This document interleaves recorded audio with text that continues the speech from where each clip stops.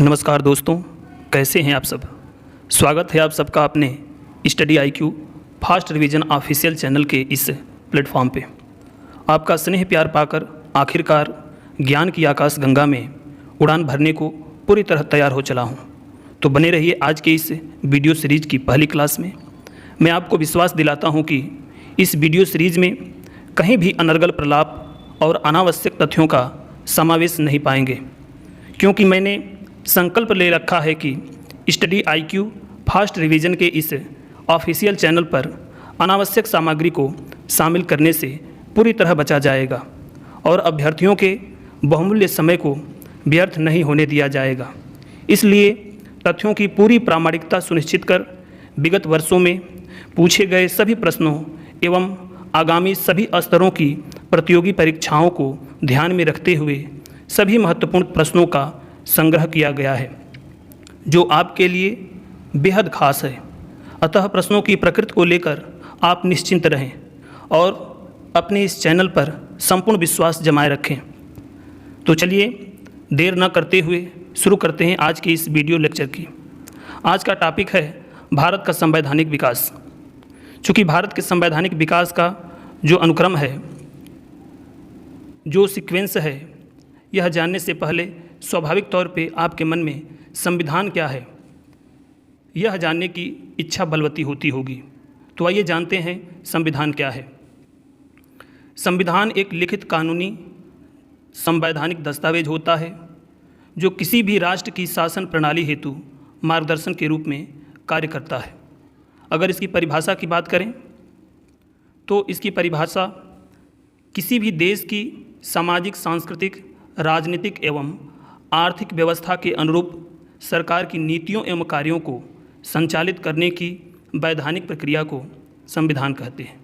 एक बार पुनः स्मरण करें, किसी भी देश की सामाजिक, सांस्कृतिक, राजनीतिक एवं आर्थिक व्यवस्था के अनुरूप सरकार की नीतियों एवं कार्यों को संचालित करने की वैधानिक प्रक्रिया को संविधान कहते हैं। चूँकि अब यहाँ समझने की बात है कि संविधान लिखित और अलिखित दोनों तरीक़ों से हो सकते हैं।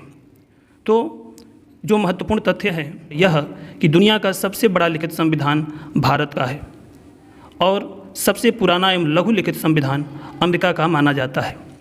और शब्दों के आधार पर अगर बात करें तो शब्दों के आधार पर मोनाको का संविधान सबसे छोटा लिखित संविधान है और दुनिया का अलिखित संविधान ब्रिटेन का माना जाता है। तो इस प्रकार जो ब्रिटेन के संबंध में महत्वपूर्ण पक्ष था, तो ब्रिटेन की शासन प्रणाली बेहतर है, यद्यपि उसके मार्गदर्शन के लिए उन्होंने अपने संविधान को नहीं लिखा है। अतः संविधान किसी भी राष्ट्र के लिए आवश्यक तो होता है, किंतु उसे कानूनी दस्तावेज के रूप में यानी एक पुस्तक के रूप में स्वीकार करना और न करना, ये दुनिया के विभिन्न देशों के शासन प्रणाली के आधार पर समझा जा सकता है। अतः भारत के परिप्रेक्ष्य में अगर हम बात करें तो भारत का संविधान एक दिन की उपज न होकर वर्षों के अनुभव का प्रकाश पुंज है। इसकी जड़ें स्वतंत्रता के वटवृक्ष की जड़ों से जकड़ी हुई है। अर्थात भारत का संवैधानिक विकास का प्रारंभ ईस्ट इंडिया कंपनी की स्थापना के साथ होता है और इतिश्री 1950 में होता है। इस प्रकार भारत में ईस्ट इंडिया कंपनी के आगमन से लेकर भारतीय संविधान के निर्माण हेतु कैबिनेट मिशन के तहत गठित संविधान सभा की अंतिम बैठक यानी 12वीं बैठक 24 जनवरी 1950 ईस्वी अर्थात सदस्यों के संविधान पर अंतिम रूप से हस्ताक्षर किए जाने तक के संपूर्ण घटनाक्रम से संबंधित सभी महत्वपूर्ण प्रश्नों को इस वीडियो लेक्चर में शामिल किया गया है। तो चलिए देर न करते हुए शुरू करते हैं आज के इस पहले प्रश्न से। प्रश्न है, भारत में ईस्ट इंडिया कंपनी की स्थापना किस चार्टर एक्ट के तहत किया गया? भारत में ईस्ट इंडिया कंपनी की स्थापना किस चार्टर एक्ट के तहत किया गया? तो इसका उत्तर है 1600 ईस्वी के चार्टर एक्ट के तहत। 1600 ईस्वी के चार्टर एक्ट के तहत। चूँकि यहाँ प्रत्येक प्रश्नों को मैं 2 बार रिपीट करूँगा ताकि आपका अच्छे से रिवीजन हो सके। अगले प्रश्न की तरफ बढ़ते हैं। ईस्ट इंडिया कंपनी ने भारत में अपना कार्य कहाँ से प्रारंभ किया? ईस्ट इंडिया कंपनी ने भारत में अपना कार्य कहाँ से प्रारंभ किया? तो इसका उत्तर है सूरत से। अगले प्रश्न की तरफ बढ़ते हैं। आंग्ल भारतीय विधि संहिताओं के निर्माण एवं विकास की नींव कहाँ से प्रारंभ होती है? आंग्ल भारतीय विधि संहिताओं के निर्माण एवं विकास की नींव कहाँ से प्रारंभ होती है? तो इसका उत्तर है 1600 ईस्वी के चार्टर से। 1600 ईस्वी के चार्टर से। अगले प्रश्न की तरफ बढ़ते हैं। इंग्लैंड स्थित कंपनी के बोर्ड ऑफ डायरेक्टर्स का विधि निर्माण का अधिकार किस राजलेख द्वारा गवर्नर तथा उसकी परिषद के सदस्यों में विहित किया गया? प्रश्न एक बार पुनः। इंग्लैंड स्थित कंपनी के बोर्ड ऑफ डायरेक्टर्स का विधि निर्माण का अधिकार किस राजलेख द्वारा गवर्नर तथा उसकी परिषद के सदस्यों में विहित किया गया? तो इसका उत्तर है सन 1726 के राजलेख द्वारा। सन 1726 के राजलेख द्वारा। अगले प्रश्न की तरफ बढ़ते हैं। किस अधिनियम द्वारा कंपनी में गवर्नर जनरल का पद सृजित किया गया? किस अधिनियम द्वारा कंपनी में गवर्नर जनरल का पद सृजित किया गया? तो इसका उत्तर है 1773 के रेगुलेटिंग एक्ट द्वारा। 1773 के रेगुलेटिंग एक्ट द्वारा। अगले प्रश्न की तरफ बढ़ते हैं। गवर्नर जनरल वारेन हेस्टिंग्स के 4 सदस्यीय परिषद में पार्षद कौन कौन से थे? प्रश्न एक बार पुनः। गवर्नर जनरल वारेन हेस्टिंग्स के 4 सदस्यीय परिषद में पार्षद कौन कौन से थे? तो इसका उत्तर इस प्रकार है। फिलिप फ्रांसिस, क्लूवेरिंग्स, मानसन एवं वर्नैल। उत्तर पुनः एक बार। फिलिप फ्रांसिस, क्लूवेरिंग, मानसन एवं वर्नैल। अगले प्रश्न की तरफ बढ़ते हैं। गवर्नर जनरल तथा उसकी परिषद किसके प्रति उत्तरदायी थी? गवर्नर जनरल तथा उसकी परिषद किसके प्रति उत्तरदायी थी? तो इसका इंग्लैंड स्थित निदेशक बोर्ड के प्रति। इंग्लैंड स्थित निदेशक बोर्ड के प्रति। अगले प्रश्न की तरफ बढ़ते हैं। ईस्ट इंडिया कंपनी की प्रबंध शक्ति किसमें निहित थी? ईस्ट इंडिया कंपनी की प्रबंध शक्ति किसमें निहित थी? तो इसका उत्तर है गवर्नर जनरल एवं 24 सदस्यीय परिषद में। गवर्नर जनरल एवं 24 सदस्यीय परिषद में। अगले प्रश्न की तरफ बढ़ते हैं। कलकत्ता में उच्चतम न्यायालय की स्थापना किस अधिनियम द्वारा किया गया था? कलकत्ता में उच्चतम न्यायालय की स्थापना किस अधिनियम द्वारा किया गया था? तो इसका उत्तर है 1773 के रेगुलेटिंग एक्ट द्वारा। 1773 के रेगुलेटिंग एक्ट द्वारा। अगले प्रश्न की तरफ बढ़ते हैं। उच्चतम न्यायालय में कितने न्यायाधीश सदस्य थे तथा मुख्य न्यायाधीश कौन था? प्रश्न एक बार पुनः सुने। उच्चतम न्यायालय में कितने न्यायाधीश सदस्य थे तथा मुख्य न्यायाधीश कौन था? तो इसका उत्तर जान लें। 4 सदस्य थे और मुख्य न्यायाधीश सर एलिजाह इम्पे थे। 4 सदस्य थे और मुख्य न्यायाधीश सर एलिजाह इम्पे थे। अगले प्रश्न की तरफ बढ़ते हैं। बंगाल का प्रथम गवर्नर जनरल कौन था? बंगाल का प्रथम गवर्नर जनरल कौन था? तो इसके उत्तर की तरफ बढ़ते हैं। Warren Hastings. रेगुलेटिंग एक्ट के थ्रू वारेन हेस्टिंग्स को बंगाल का प्रथम गवर्नर जनरल बनाया गया। प्रश्न अगले। रेगुलेटिंग एक्ट 1773 के तहत कोलकाता में उच्चतम न्यायालय की स्थापना कब की गई? रेगुलेटिंग एक्ट 1773 के तहत कोलकाता में उच्चतम न्यायालय की स्थापना कब की गई? तो इसका उत्तर है 1774 ईस्वी में। 1774 ईस्वी में। अगले प्रश्न की तरफ बढ़ते हैं। ईस्ट इंडिया कंपनी पर संसदीय नियंत्रण का प्रथम प्रयास किस अधिनियम द्वारा किया गया? ईस्ट इंडिया कंपनी पर संसदीय नियंत्रण का प्रथम प्रयास किस अधिनियम द्वारा किया गया? तो इसका उत्तर है रेगुलेटिंग एक्ट 1773 द्वारा। रेगुलेटिंग एक्ट 1773 द्वारा। अगले प्रश्न की तरफ बढ़ते हैं। 1765 ईस्वी को एंग्लो इंडियन इतिहास का युग प्रवर्तक काल किसने कहा है? प्रश्न एक बार पुनः सुने। 1765 ईस्वी को एंग्लो इंडियन इतिहास का युग प्रवर्तक काल किसने कहा है? तो इसका उत्तर है इल्बर्ट ने। इल्बर्ट ने युग प्रवर्तक काल कहा है। अगले प्रश्न की तरफ बढ़ते हैं। किस एक्ट के द्वारा सर्वोच्च न्यायालय की अधिकारिता से गवर्नर जनरल इन काउंसिल को मुक्त कर दिया गया था? प्रश्न एक बार पुनः सुने। किस एक्ट के द्वारा सर्वोच्च न्यायालय की अधिकारिता से गवर्नर जनरल इन काउंसिल को मुक्त कर दिया गया था? तो इसका उत्तर है सन 1781 के सेटलमेंट एक्ट द्वारा। सन 1781 के सेटलमेंट एक्ट द्वारा। अगले प्रश्न की तरफ बढ़ते हैं। सर्वोच्च न्यायालय की राजस्व अधिकारिता को किस एक्ट द्वारा समाप्त किया गया? सर्वोच्च न्यायालय की राजस्व अधिकारिता को किस एक्ट द्वारा समाप्त किया गया? तो इसका उत्तर है 1781 के सेटलमेंट एक्ट द्वारा। 1781 के सेटलमेंट एक्ट द्वारा। अगले प्रश्न की तरफ बढ़ते हैं। सर्वप्रथम किस गवर्नर जनरल को तथा किस अधिनियम द्वारा गवर्नर जनरल तथा मुख्य सेनापति दोनों की शक्तियां प्रदान की गई? प्रश्न एक बार पुनः सुनते हैं। सर्वप्रथम किस गवर्नर जनरल को तथा किस अधिनियम द्वारा गवर्नर जनरल तथा मुख्य सेनापति दोनों की शक्तियां प्रदान की गई? तो इसका उत्तर है लॉर्ड कॉर्नवालिस को 1786 के अधिनियम द्वारा। लॉर्ड कॉर्नवालिस को 1786 के अधिनियम द्वारा। अगले प्रश्न की तरफ बढ़ते हैं। किस अधिनियम द्वारा कंपनी के व्यापारिक एवं राजनीतिक कार्यों को एक दूसरे से पृथक कर दिया गया? किस अधिनियम द्वारा कंपनी के व्यापारिक एवं राजनीतिक कार्यों को एक दूसरे से पृथक कर दिया गया? तो इसका उत्तर है पिट्स इंडिया एक्ट 1784 द्वारा। पिट्स इंडिया एक्ट 1784 द्वारा। अगले प्रश्न की तरफ बढ़ते हैं। कंपनी के कर्मचारियों पर उपहार लेने पर प्रतिबंध कब लगा दिया गया? कंपनी के कर्मचारियों पर उपहार लेने पर प्रतिबंध कब लगा दिया गया? इसका उत्तर है 1784 में पिट्स इंडिया एक्ट के द्वारा। 1784 में पिट्स इंडिया एक्ट के द्वारा। अगले प्रश्न की तरफ बढ़ते हैं। नियंत्रक मंडल के सदस्यों को भारतीय राजस्व से वेतन देने का प्रावधान किस अधिनियम के तहत किया गया? प्रश्न एक बार पुनः सुने। नियंत्रक मंडल के सदस्यों को भारतीय राजस्व से वेतन देने का प्रावधान किस अधिनियम के तहत किया गया? तो इसका उत्तर है 1793 का राजलेख के तहत। 1793 का राजलेख के तहत। अगले प्रश्न की तरफ बढ़ते हैं।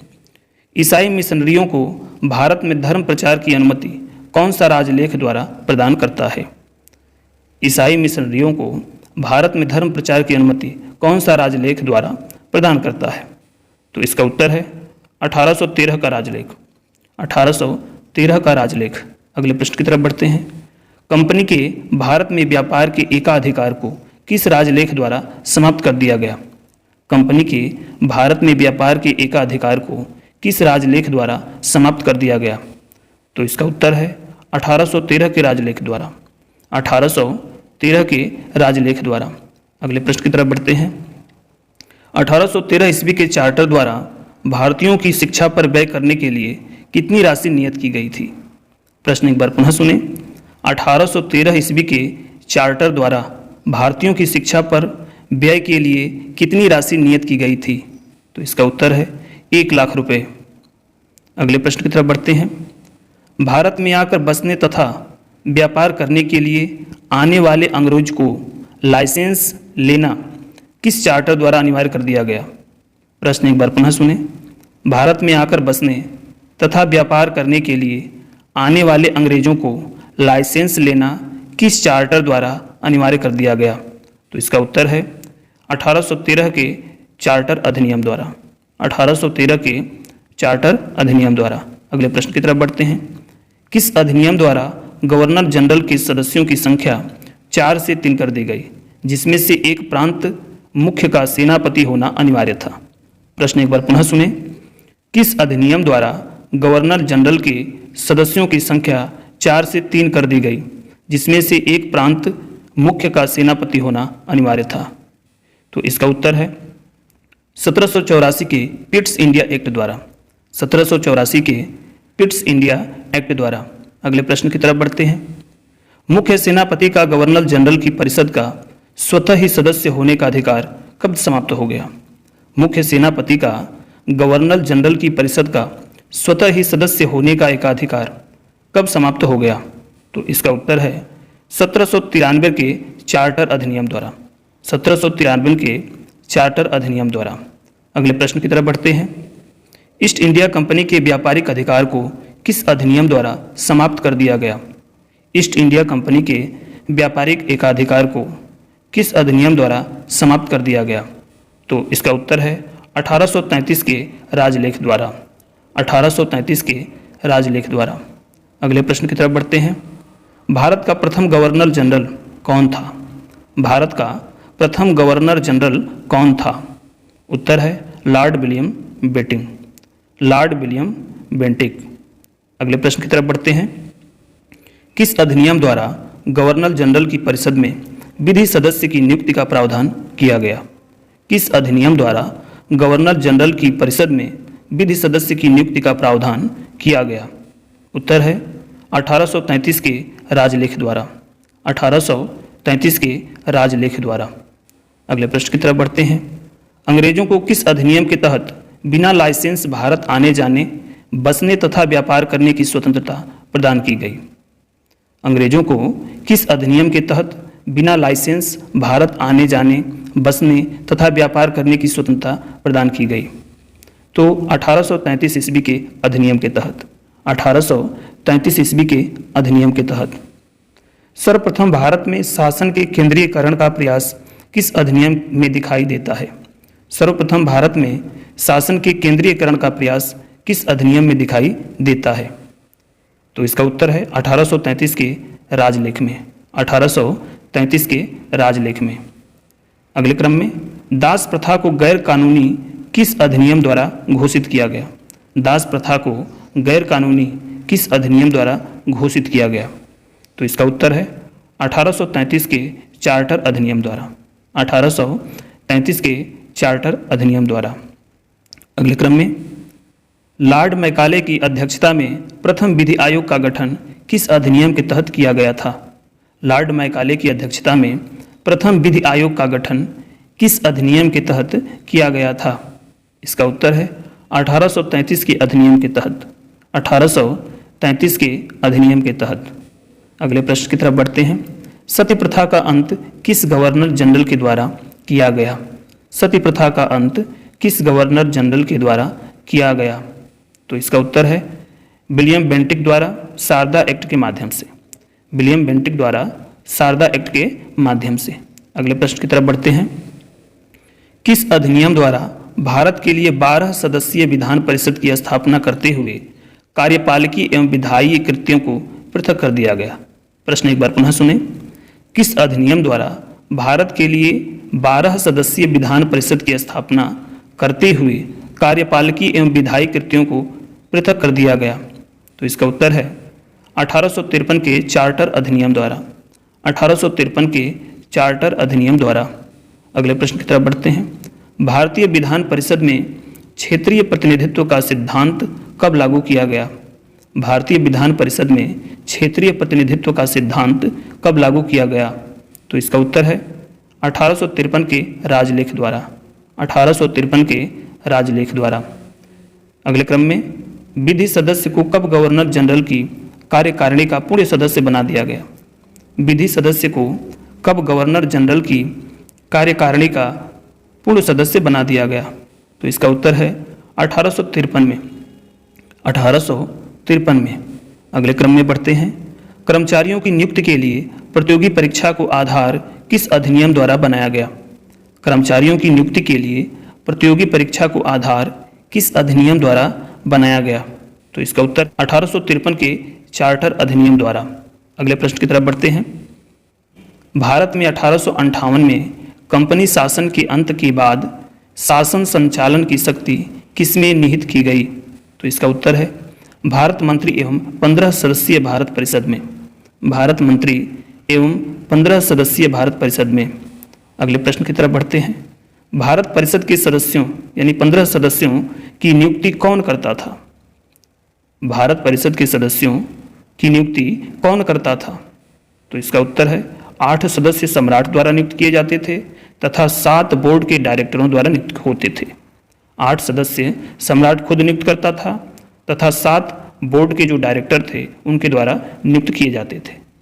अगले प्रश्न की तरफ बढ़ते हैं। भारतीय मामलों पर किस अधिनियम द्वारा सीधे ब्रिटिश संसदीय नियंत्रण स्थापित हो गया? भारतीय मामलों पर किस अधिनियम द्वारा सीधे ब्रिटिश संसदीय नियंत्रण स्थापित हो गया?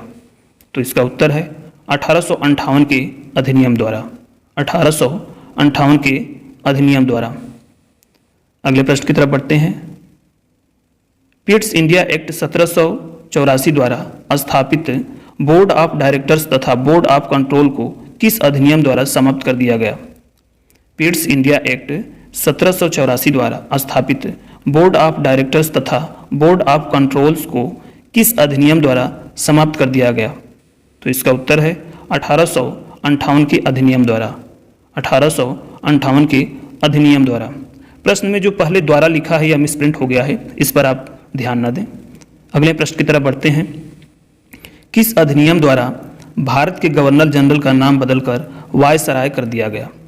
किस अधिनियम द्वारा भारत के गवर्नर जनरल का नाम बदलकर वायसराय कर दिया गया? तो 1858 के अधिनियम द्वारा। 1858 के अधिनियम द्वारा। अगले प्रश्न की तरफ बढ़ते हैं। भारत के शिक्षित वर्ग द्वारा किसे अपने अधिकारों का मैग्ना कार्टा कहा गया? भारत के शिक्षित वर्ग द्वारा किसे अपने अधिकारों का मैग्ना कार्टा कहा गया?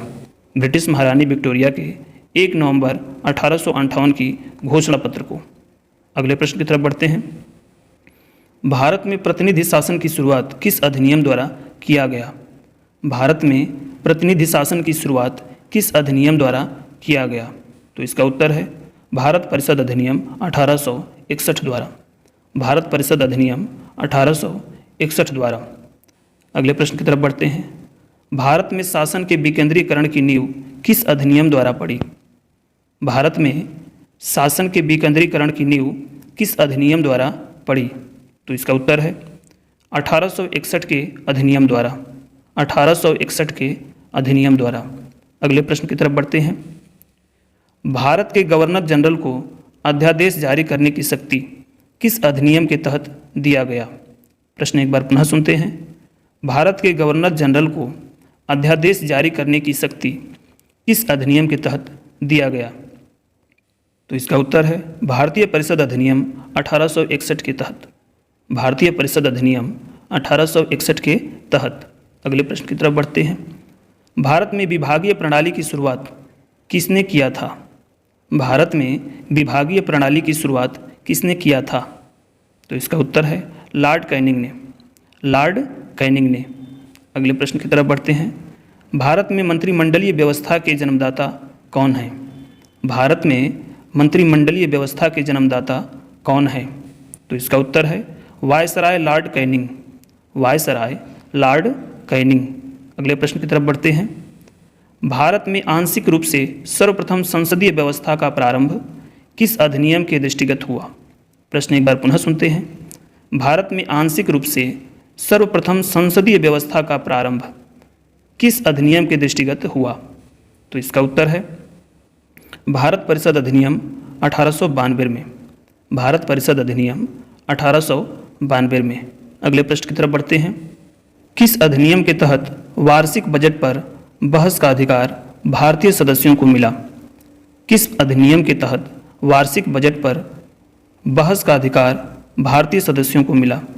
तो इसका उत्तर है भारतीय परिषद अधिनियम 1892 के तहत।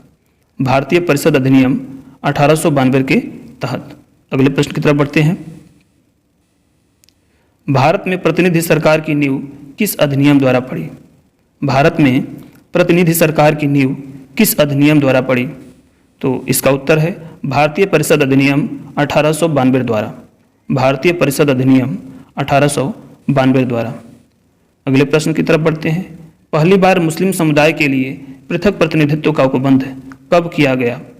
पहली बार मुस्लिम समुदाय के लिए पृथक प्रतिनिधित्व का उपबंध कब किया गया?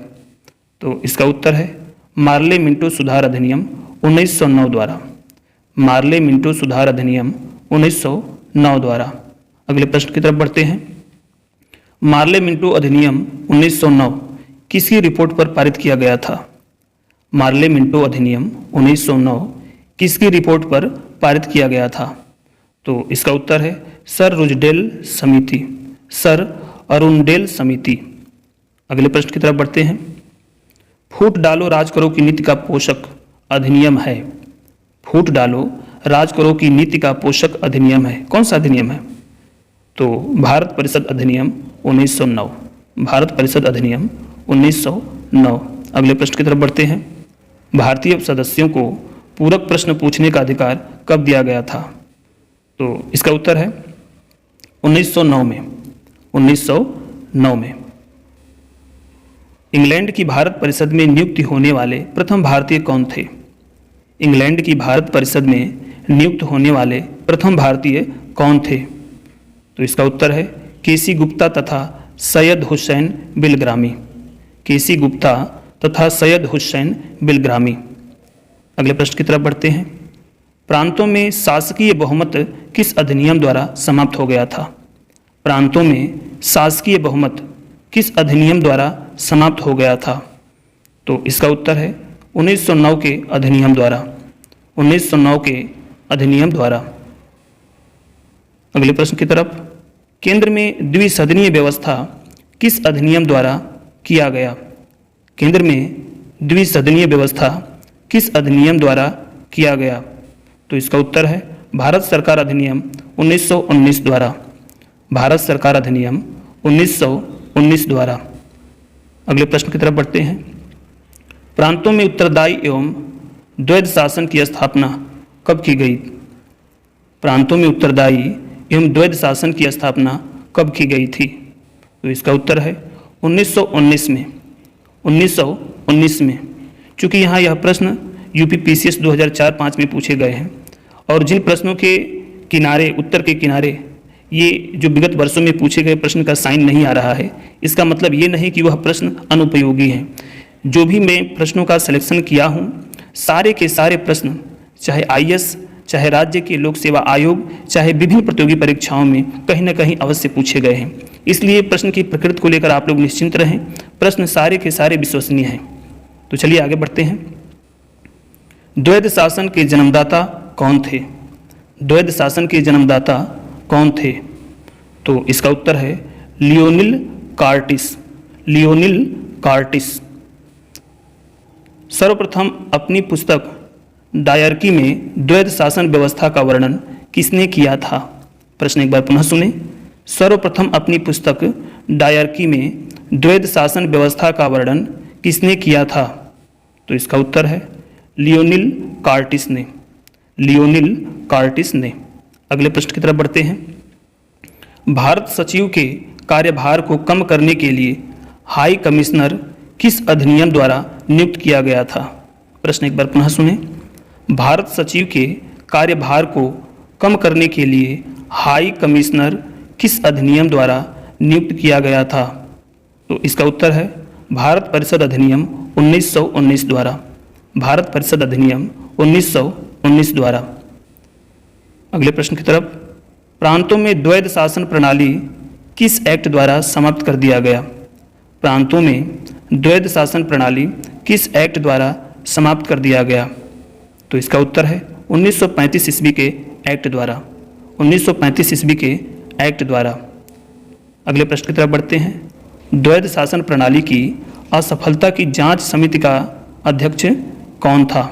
तो इसका उत्तर है sir Alexander Moody man. Sir Alexander Moody man. अगले प्रश्न की तरफ बढ़ते हैं।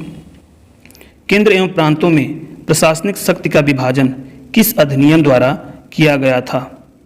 केंद्र एवं प्रांतों में प्रशासनिक शक्ति का विभाजन किस अधिनियम द्वारा किया गया था? तो इसका उत्तर है भारत सरकार अधिनियम 1919 द्वारा। भारत सरकार अधिनियम 1919 द्वारा। अगले प्रश्न की तरफ बढ़ते हैं। भारत सचिव तथा उसकी परिषद का वेतन भारतीय राजस्व से दिया जाना कब बंद कर दिया गया? भारत सचिव तथा उसकी परिषद का वेतन भारतीय राजस्व से दिया जाना कब बंद कर दिया गया? तो इसका उत्तर है 1919 में। 1919 में। ब्रिटिश भारत में महिलाओं को सर्वप्रथम मताधिकार कब दिया गया? तो इसका उत्तर है 1919 में। 1919 में। अगले क्रम में सांप्रदायिक आधार पर निर्वाचन प्रणाली को सिखों पर कब लागू किया गया? सांप्रदायिक आधार पर निर्वाचन प्रणाली को सिखों पर कब लागू किया गया? तो इसका उत्तर है 1919 के अधिनियम द्वारा। 1919 के अधिनियम द्वारा। अगले क्रम में कौन सा अधिनियम प्रस्तावना विहीन था? कौन सा अधिनियम प्रस्तावना विहीन था? तो इसका उत्तर है भारत शासन अधिनियम 1935। भारत शासन अधिनियम 1935। चूँकि 1919 के अधिनियम की प्रस्तावना इसमें जोड़ दी गई थी, इसलिए यह प्रस्तावना विहीन था। अगले क्रम में भारत में संघीय सरकार की स्थापना का प्रस्ताव किस अधिनियम में था? भारत में संघीय सरकार की स्थापना का प्रस्ताव किस अधिनियम में था? तो इसका उत्तर है भारत शासन अधिनियम 1935 में। भारत शासन अधिनियम 1935 में। अगले क्रम में, भारत में संघीय सरकार क्यों नहीं स्थापित की जा सकी? भारत में संघीय सरकार क्यों नहीं स्थापित की जा सकी? तो इसका उत्तर है क्योंकि देशी रियासतें संघ में शामिल नहीं हुई। क्योंकि देशी रियासतें संघ में शामिल नहीं हुई। अगले क्रम में, केंद्र में द्वैध शासन व्यवस्था किस अधिनियम द्वारा लागू की गई? केंद्र में द्वैध शासन व्यवस्था किस अधिनियम द्वारा लागू की गई? तो इसका उत्तर है भारत शासन अधिनियम 1935 द्वारा। भारत शासन अधिनियम 1935 द्वारा। अगले प्रश्न की तरफ बढ़ते हैं। भारत शासन अधिनियम 1935 द्वारा प्रांतों में किस प्रकार की शासन व्यवस्था स्थापित की गई? प्रश्न एक बार पुनः सुने। भारत शासन अधिनियम 1935 द्वारा प्रांतों में किस प्रकार की शासन व्यवस्था स्थापित की गई? तो इसका उत्तर है स्वायत्त शासन व्यवस्था। स्वायत्त शासन व्यवस्था। अगले प्रश्न की तरफ बढ़ते हैं। भारत शासन अधिनियम 1935 द्वारा केंद्र और प्रांतों में शक्तियों का विभाजन किस स्वरूप में किया गया? प्रश्न एक बार पुनः सुनते हैं। भारत शासन अधिनियम 1935 द्वारा केंद्र और प्रांतों में शक्तियों का विभाजन किस स्वरूप में किया गया? तो इसका उत्तर है निम्न सूचियों में। जैसे जो 3 सूची थी, पहली थी संघ सूची जिसमें 59 विषय दिए गए थे। दूसरी सूची थी प्रांतीय जिसमें 54 विषय दिए गए थे। और तीसरी सूची जो थी वह थी समवर्ती सूची जिसमें 36 विषय दिए गए थे। तो अगले प्रश्न की तरफ बढ़ते हैं। फेडरल न्यायालय की स्थापना किस अधिनियम द्वारा किया गया? फेडरल न्यायालय की स्थापना किस अधिनियम द्वारा किया गया? तो इसका उत्तर है भारत शासन अधिनियम 1935 द्वारा। भारत शासन अधिनियम 1935 द्वारा। अगले क्रम में, संघीय न्यायालय को कौन कौन सी अधिकारिता प्राप्त थी? संघीय न्यायालय को कौन कौन सी अधिकारिता प्राप्त थी? तो इसका उत्तर है प्रारंभिक, अपीलीय तथा परामर्शदात्री। प्रारंभिक, अपीलीय तथा परामर्शदात्री। अगले प्रश्न की तरफ बढ़ते हैं। भारत शासन अधिनियम 1935 द्वारा कितने प्रांतों में द्विसदनीय विधानमंडल स्थापित किया गया? भारत शासन अधिनियम 1935 द्वारा कितने प्रांतों में द्विसदनीय विधानमंडल स्थापित किया गया? तो इसका उत्तर है 6 प्रांतों में। 6 प्रांतों में। अगले प्रश्न की तरफ बढ़ते हैं। भारत परिषद का अंत किस अधिनियम द्वारा किया गया? भारत परिषद का अंत किस अधिनियम द्वारा किया गया? तो इसका उत्तर है भारत शासन अधिनियम 1935 द्वारा। भारत शासन अधिनियम 1935 द्वारा। अगले प्रश्न की तरफ बढ़ते हैं। 1935 के अधिनियम के बारे में किसने कहा था कि यह अनेक ब्रेकों वाली इंजन रहित गाड़ी है? तो इसका उत्तर है पंडित जवाहरलाल नेहरू ने। पंडित जवाहरलाल नेहरू ने।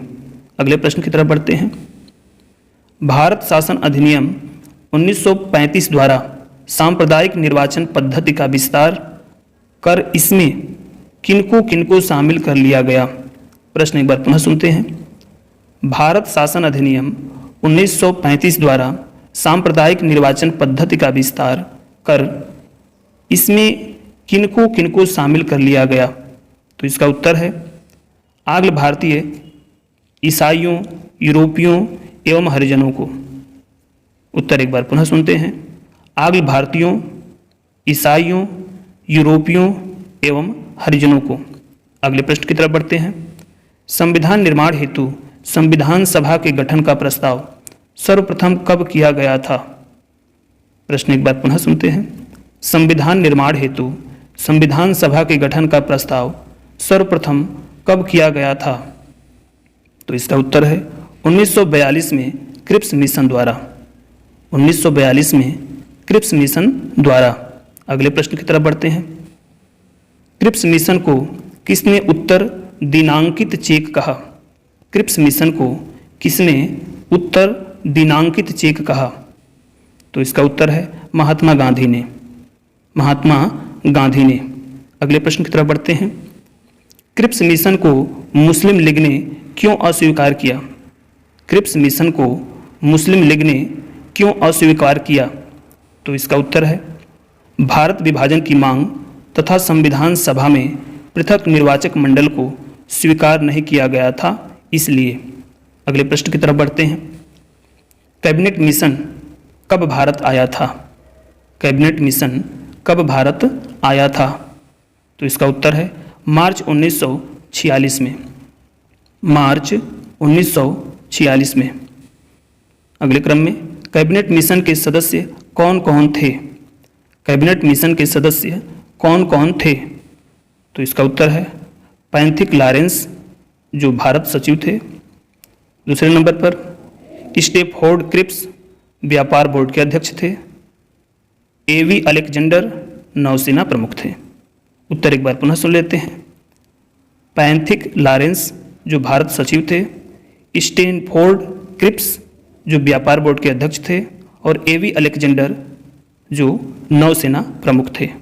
अगले प्रश्न की तरफ बढ़ते हैं। संविधान सभा में लगभग कितनी जनसंख्या पर एक सदस्य नियुक्त किए जाने का प्रावधान था? संविधान सभा में लगभग कितनी जनसंख्या पर एक सदस्य नियुक्त किए जाने का प्रावधान था? तो इसका उत्तर है 10 लाख की जनसंख्या पर। 10 लाख की जनसंख्या पर। संविधान सभा का निर्वाचन किस पद्धति से किया गया? संविधान सभा का निर्वाचन किस पद्धति से किया गया? तो इसका उत्तर है अप्रत्यक्ष निर्वाचन पद्धति से। अप्रत्यक्ष निर्वाचन पद्धति से। प्रांतीय विधानसभा सदस्यों द्वारा। प्रांतीय विधानसभा सदस्यों द्वारा। अगले प्रश्न की तरफ बढ़ते हैं। संविधान सभा के सदस्यों के निर्वाचन हेतु मान्यता प्राप्त समुदाय कौन कौन थे? प्रश्न एक बार पुनः पढ़ते हैं। संविधान सभा के सदस्यों के निर्वाचन हेतु मान्यता प्राप्त समुदाय कौन कौन थे? तो इसका उत्तर है पहला सामान्य, दूसरा मुस्लिम और तीसरा सिख। उत्तर एक बार पुनः। पहला सामान्य, दूसरा मुस्लिम और तीसरा सिख। अगले प्रश्न की तरफ बढ़ते हैं। संविधान सभा के कुल सदस्यों की संख्या कितनी निश्चित की गई थी? संविधान सभा के कुल सदस्यों की संख्या कितनी निश्चित की गई थी? तो इसका उत्तर है 389। 389। अगले क्रम में ऐसी कौन सी रियासत थी जिसके प्रतिनिधि संविधान सभा में सम्मिलित नहीं हुए? प्रश्न एक बार पुनः सुनते हैं। ऐसी कौन सी रियासत थी जिसके प्रतिनिधि संविधान सभा में सम्मिलित नहीं हुए? तो इसका उत्तर है हैदराबाद। हैदराबाद रियासत का कोई प्रतिनिधि जो है इसमें संविधान सभा में शामिल नहीं हुआ। अगले प्रश्न की तरफ बढ़ते हैं। प्रांतों को कितने समूह में बांटा गया था? प्रांतों को कितने समूह में बांटा गया था? 3 समूह में। समूह क 6 हिंदू बहुमत वाले प्रांत थे। समूह ख में मुस्लिम बहुमत वाले प्रांत थे। और समूह ग में असम एवं बंगाल का मुस्लिम बाहुल्य क्षेत्र शामिल था। अगले प्रश्न की तरफ बढ़ते हैं। अंतरिम सरकार का गठन किस योजना के तहत किया गया था? अंतरिम सरकार का गठन किस योजना के तहत किया गया था? तो इसका उत्तर है कैबिनेट मिशन योजना के तहत। कैबिनेट मिशन योजना के तहत। अगले प्रश्न की तरफ। अंतरिम सरकार का गठन कब किया गया था? अंतरिम सरकार का गठन कब किया गया था? तो इसका उत्तर है 2 सितंबर 1946 को। 2 सितंबर 1946 को। अगले क्रम में मुस्लिम लीग कब सरकार में शामिल हुई? मुस्लिम लीग कब सरकार में शामिल हुई? तो इसका उत्तर है 26 अक्टूबर 1946 को। 26 अक्टूबर 1946 को। अगले क्रम में अंतरिम सरकार का उपाध्यक्ष कौन था? अंतरिम सरकार का उपाध्यक्ष कौन था? तो इसका उत्तर है जवाहरलाल नेहरू। जवाहरलाल नेहरू। अगले क्रम में अंतरिम सरकार में गृह मंत्री कौन था? अंतरिम सरकार में गृह मंत्री कौन थे? तो इसका उत्तर है सरदार वल्लभ भाई पटेल। सरदार वल्लभ भाई पटेल। अगले क्रम में भारतीय संविधान भारतीयों की इच्छा अनुसार ही होगा, यह किसका कथन है? भारतीय संविधान भारतीयों की इच्छा अनुसार ही होगा, यह किसका कथन है? तो महात्मा गांधी का। उत्तर है महात्मा गांधी का। अगले क्रम में सर्वप्रथम औपचारिक रूप से संविधान सभा के विचार का प्रतिपादन किसने किया था? प्रश्न एक बार पुनः सुनते हैं। सर्वप्रथम औपचारिक रूप से संविधान सभा के विचार का प्रतिपादन किसने किया था? तो इसका उत्तर है M.N. राय ने। M.N. राय ने।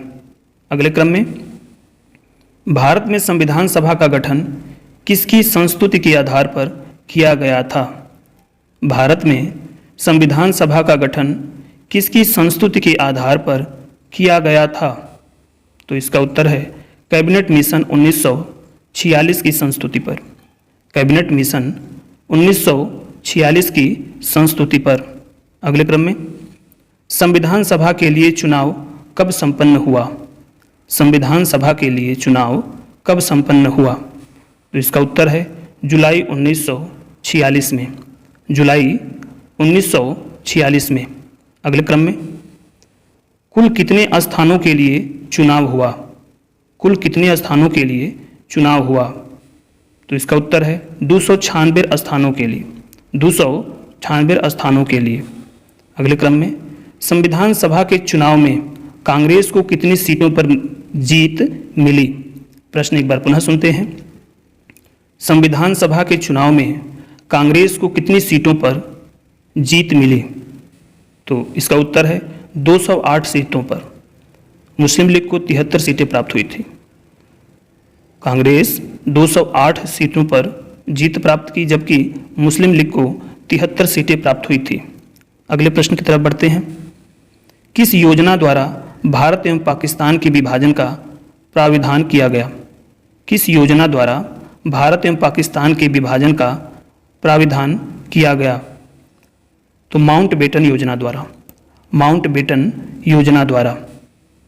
अगले क्रम में जून 1948 तक अंग्रेजों द्वारा भारत छोड़ने की घोषणा किस ब्रिटिश प्रधानमंत्री ने किया? प्रश्न एक बार पुनः सुनते हैं। जून 1948 तक अंग्रेजों द्वारा भारत छोड़ने की घोषणा किस ब्रिटिश प्रधानमंत्री ने किया? तो इसका उत्तर है क्लीमेंट एटली ने। क्लीमेंट एटली ने। अगले क्रम में भारत एवं पाकिस्तान का विभाजन किस अधिनियम द्वारा हुआ? भारत एवं पाकिस्तान का विभाजन किस अधिनियम द्वारा हुआ? तो इसका उत्तर है भारतीय स्वतंत्रता अधिनियम 1947 के तहत। भारतीय स्वतंत्रता अधिनियम 1947 के तहत। अगले प्रश्न की तरफ बढ़ते हैं। भारतीय स्वतंत्रता अधिनियम ब्रिटिश संसद द्वारा कब पारित हुआ था? भारतीय स्वतंत्रता अधिनियम ब्रिटिश संसद द्वारा कब पारित हुआ था? तो इसका उत्तर है 18 जुलाई 1947 को। 18 जुलाई 1947 को। अगले प्रश्न की तरफ बढ़ते हैं। प्रीवी काउंसिल से आप क्या समझते हैं? प्रीवी काउंसिल से आप क्या समझते हैं? तो प्रीवी काउंसिल वह परिषद जिसे तत्कालीन ब्रिटिश सम्राट ने मूलतः शासन कार्यों के संचालन हेतु चुना था।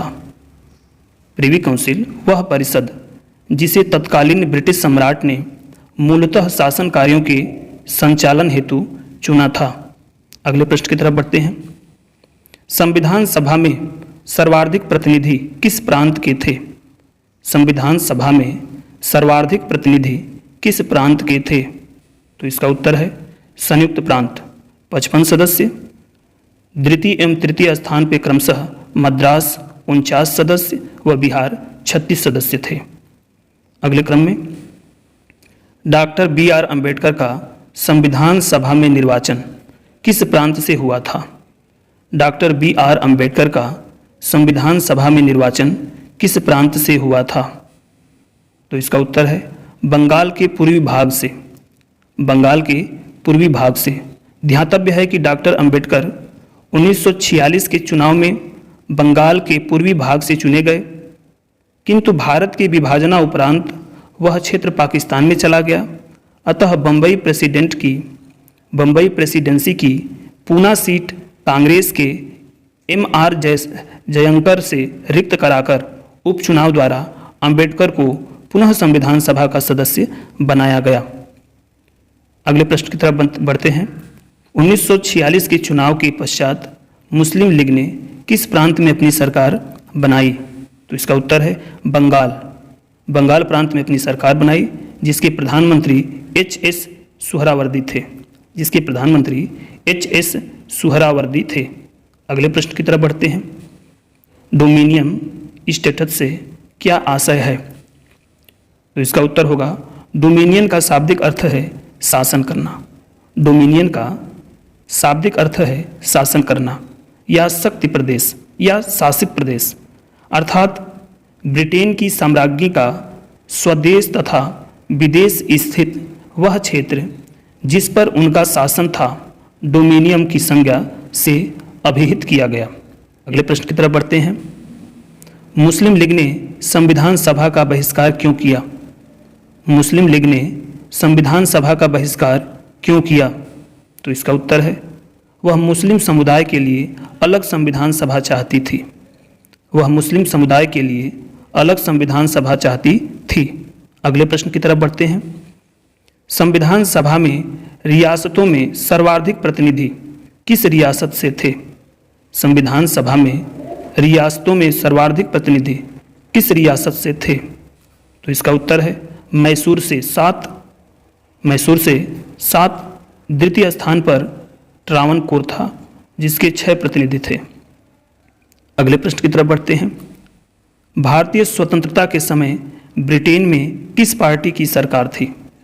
भारतीय स्वतंत्रता के समय ब्रिटेन में किस पार्टी की सरकार थी? तो इसका उत्तर है लेबर पार्टी की।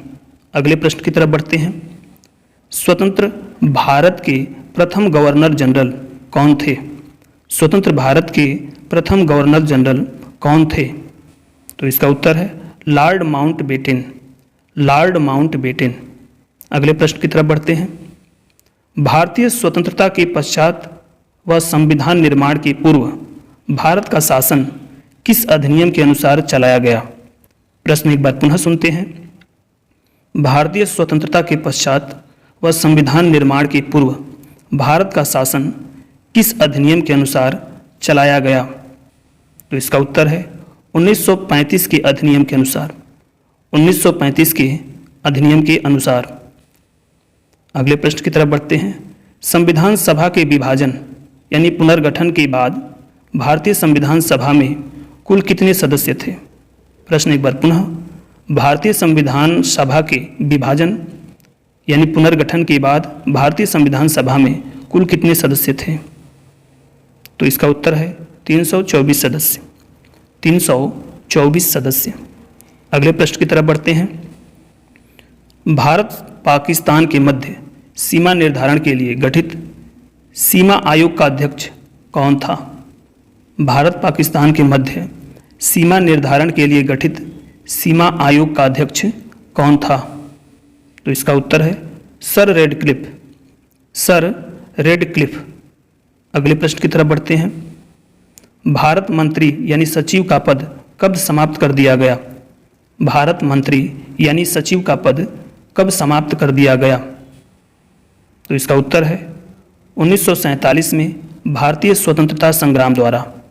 1947 में भारतीय स्वतंत्रता संग्राम द्वारा।